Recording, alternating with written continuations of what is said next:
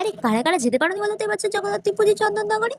আরে তোমারও যাওয়া হয়নি, আরে হ্যাঁ ভাই আমারও যাওয়া হয়নি। আরে এই নিয়ে কোনো টেনশনই করো না, no tension only tension, because আমাদের এখানে মিনি চন্দননগর তোমাদের আজকে আমি ঘুরিয়ে দেখাবো আমার ভিডিওর মাধ্যমে। তো চলো ফটাফট সিট বেল্ট বেঁধে নাও, আমি ঘুরিয়ে দেখাচ্ছি আমাদের এখানে মিনি চন্দননগরের পুজোর থিম। তো এটা হচ্ছে আমাদের বুড়িখালি, মানে পাঁচলা বুড়িখালি। হ্যাঁ তোমরা যারা জানো তারা জেনে নাও, আর যারা জানো না তারাও জেনে নাও।